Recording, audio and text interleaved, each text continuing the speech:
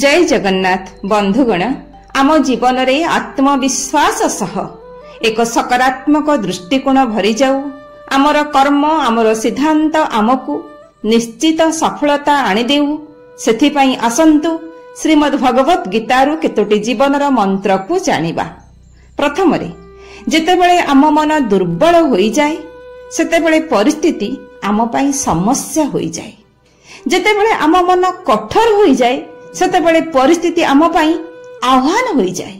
आउ जेतेबेले आम मन मजबूत होई जाए सेतेबेले परिस्थिति आम पई अवसर होई जाए। द्वितीय रे जदि आमे आम द्वारा होइथिबा भूल रु किछि शिखिबा तेबे आम भूल आम पई ऊपर को उठिबार सीढ़ी भली साहाय्य करिवो।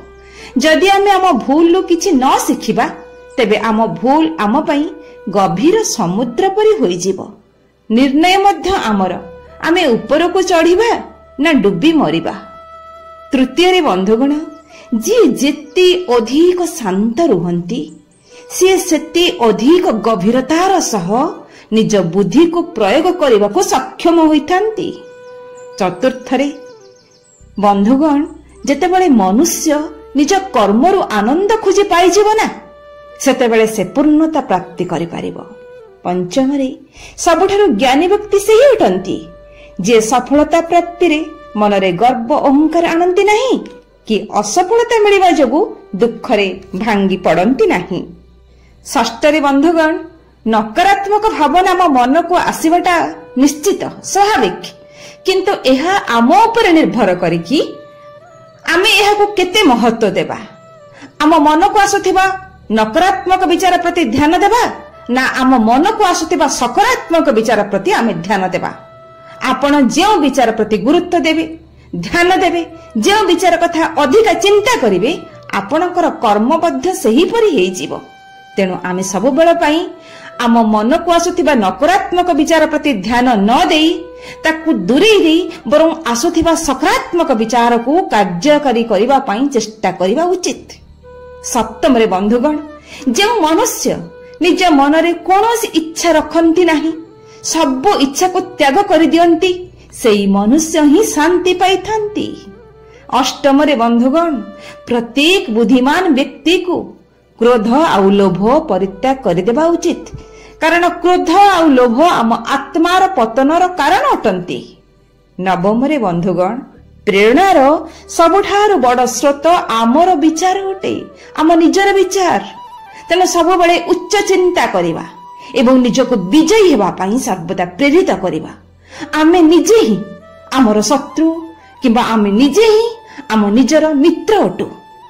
दशम रे बंधुगण मनुष्य सर्वदा निजर विश्वास उपरे निजर जीवन को तैयारी करिथाय। जे जेपरि विश्वास करिवो से सेपरि होई जीवो। 11 रे बंधुगण लगातार चेष्टा व अभ्यास द्वारा मन को नियंत्रण करा जाई पारे।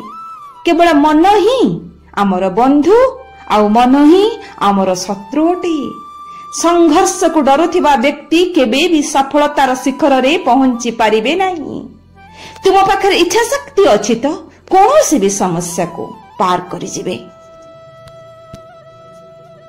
12 रे बंधुगण चुप रहिबा ठारू अधिका कौनसी जवाब नहीं कि क्षमा कर देबा ठारू आउ कौनसी बड़ दंड नहीं। 13 रे जेउ व्यक्ति निज असफलतार डरंती से व्यक्ति केबे मध्य सफलतार शीर्ष रे पहुंची पारंती नहीं।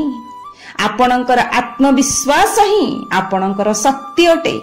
जदि आपण चालू चालू झुंटी पड़ी नाहंती तेबे पड़ी मध्य उठी चलिबारे जेउ आनंद ता नहीं पारिबे नहीं।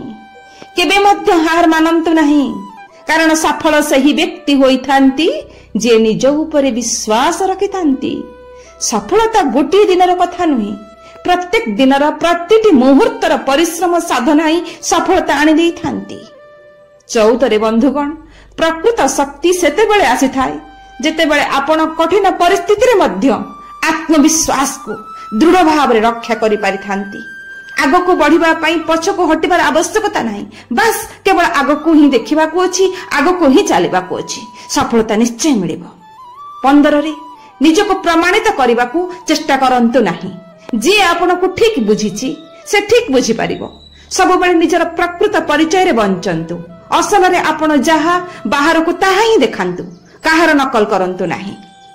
16ରେ ବନ୍ଧୁଗଣ, ଆମର ଚିନ୍ତାଧାରା, ଆମର ଭାବନା ଓ ଆମର କାର୍ଯ୍ୟ କରିବାର ଶୈଳୀ ହିଁ ଆମ ଜୀବନକୁ ଆକାର ଦେଇଥାଏ। ଏଗୁଡ଼ିକ ନା କେବଳ ଆମ ମାନସିକ ସ୍ଥିତିକୁ ପ୍ରଭାବିତ କରିଥାଏ, ଏକ ସକାରାତ୍ମକ ଚିନ୍ତାଧାରା ଆମକୁ ଜୀବନର କଠିନ ସମସ୍ୟାକୁ ସାମ୍ନା କରିବାକୁ ଶକ୍ତି ଦେଇଥାଏ। ଏକ ସକାରାତ୍ମକ ଚିନ୍ତାଧାରା ଆମର ଜୀବନକୁ କଠିନ ସମସ୍ୟାରୁ ସାମ୍ନା କରିବାକୁ ଶକ୍ତି ଦେଲା ବେଳେ ଏକ ନକାରାତ୍ମକ ଚିନ୍ତାଧାରା ଆମକୁ ପଛକୁ ଟାଣି ଧରିଥାଏ। ତେଣୁ ଆମ ଦୃଷ୍ଟିକୋଣ ସଠିକ ମାର୍ଗରେ ପ୍ରୟୋଗ କରିବାକୁ ହୋଇଥାଏ। ଏକ ସଶକ୍ତ ଚିନ୍ତାଧାରା ବ୍ୟକ୍ତିକୁ କଠିନ ପରିସ୍ଥିତି ମଧ୍ୟରୁ ଆଗକୁ ବଢିବା ପାଇଁ ସାହାଯ୍ୟ କରିଥାଏ। 17ରେ ବନ୍ଧୁଗଣ, ଗୀତା ଆମକୁ ଶିଖାନ୍ତି ଯାହା ହୋଇଛି ଭଲ ପାଇଁ ହୋଇଛି, ଯାହା ହେଉଛି ଭଲ ପାଇଁ ହେଉଛି, ଯାହା ହେବ ଭଲ ପାଇଁ ହେବ। 18ରେ ଗୀତାମାତା ଶିଖାନ୍ତି ଯିଏ ନିଜ ଜୀବନକୁ ସମର୍ପଣ ଆଉ ଭକ୍ତି ଦ୍ୱାରା ଜିତିଥାନ୍ତି ସେହି ବ୍ୟକ୍ତି ହିଁ ପରମାତ୍ମାଙ୍କୁ ପ୍ରାପ୍ତ କରିଥାନ୍ତି। ତେଣୁ ଆମ ଜୀବନରେ ସମର୍ପଣ ଆଉ ଭକ୍ତି ଦିଟା ଯାକ ଭାବନା ରହିବା ଆବଶ୍ୟକ। 19ରେ ବନ୍ଧୁଗଣ, ସବୁବେଳେ ଭୟର ମାର୍ଗରୁ ନିଜକୁ ମୁକ୍ତ କରି ସତ୍ୟର ମାର୍ଗରେ ଚାଲନ୍ତୁ। ସତ୍ୟର ମାର୍ଗରେ ଚାଲୁଥିବା ବ୍ୟକ୍ତି କେବେ ବି ହାରି ନଥାନ୍ତି। ମନୁଷ୍ୟ ନିଜ କାର୍ଯ୍ୟର ମାଧ୍ୟମ ଦ୍ୱାରା ହିଁ ମହାନ ହୋଇଥାନ୍ତି। 20ରେ ବନ୍ଧୁଗଣ, ମିତ୍ର ବା ଶତ୍ରୁ ଭାବରେ ନୁହେଁ, ବରଂ ସମସ୍ତଙ୍କୁ ସମାନ ଦୃଷ୍ଟିରେ ଦେଖିବା ହିଁ ପ୍ରକୃତ ଜ୍ଞାନୀ ଅଟନ୍ତି। ସେହି ବ୍ୟକ୍ତି ଅଜ୍ଞାନ ଅଟେ ଯିଏ ଅନ୍ୟର ନିନ୍ଦା କରିଥାନ୍ତି। 21ରେ ବନ୍ଧୁଗଣ, ପରିବର୍ତ୍ତନ ଏ ସଂସାରର ନିୟମ ଅଟେ। ଆଜି ଯାହା ଆପଣଙ୍କର, କାଲି ତାହା ଆଉ କାହାର ହେବ। ନିଜ ଭିତରର ସତ୍ୟକୁ ଜାଣନ୍ତୁ, ତାହା ହିଁ ମୁକ୍ତିର ମାର୍ଗ ଅଟେ। ଅତ୍ୟଧିକ ମୋହ ହିଁ ଦୁଃଖର କାରଣ ଅଟେ। ଯେଉଁ ମନୁଷ୍ୟ ନିଜକୁ ଶାନ୍ତ ଆଉ ସଂଯମିତ ରଖନ୍ତି ସେ ହିଁ ପ୍ରକୃତ ଜ୍ଞାନୀ ଅଟନ୍ତି। ହଁ ବନ୍ଧୁଗଣ, 22ରେ ଜୀବନର ଉଦ୍ଦେଶ୍ୟ ଆତ୍ମାକୁ ଜାଣିବା ଆଉ ପରମ ବ୍ରହ୍ମଙ୍କ ସହ ଏକାକାର ହୋଇଯିବା। ସବୁ ପ୍ରାଣୀଙ୍କ ମଧ୍ୟରେ ଈଶ୍ୱରଙ୍କର ଅଂଶ ବିଦ୍ୟମାନ ଏହି କଥାକୁ ଅନୁଭବ କରିବା ଆଉ ସେହି ଭାବରେ ସମସ୍ତ ପ୍ରାଣୀଙ୍କୁ ମଧ୍ୟ ଦେଖିବା ଉଚିତ। ନିଜର ଭାବରେ ନିଜକୁ ଆମେ ଯେମିତି ଦେଖୁଛେ, ନିଜକୁ ଆମକୁ ଯାହା ଭଲ ଲାଗୁଛି, ଯାହା କରୁଛେ, ଅନ୍ୟକୁ ମଧ୍ୟ ସେହିଭଳି ଭାବରେ ଆଚରଣ ଉଚ୍ଚାରଣ ଦ୍ୱାରା ଦେଖିବା ଉଚିତ, ବ୍ୟବହାର କରିବା ଉଚିତ। ଅନ୍ୟର କୌଣସି କାର୍ଯ୍ୟର ତୁଳନା ନିଜ ସହିତ କରିବା ନାହିଁ, ବରଂ ନିଜ ଧର୍ମର ପାଳନ କରିବା। ଭକ୍ତି ଆଉ ଶ୍ରଦ୍ଧାର ସହ କରାଯାଉଥିବା ପ୍ରତ୍ୟେକ କର୍ମ ଫଳଦାୟୀ ହୋଇଥାଏ, ଭଗବାନଙ୍କ ପାଖରେ ପହଞ୍ଚିଥାଏ। ଭଗବାନ ଉପଯୁକ୍ତ ଫଳ ମଧ୍ୟ ଦେଇଥାନ୍ତି। ସ୍ୱୟଂ ଉପରେ ବିଶ୍ୱାସ କରିବା, ନିଜ ଉପରେ ବିଶ୍ୱାସ କରିବା ହିଁ ସଫଳତାର ପୁଞ୍ଜି ଉଠେ। ଧନ୍ୟବାଦ। ଜୟ ଜଗନ୍ନାଥ।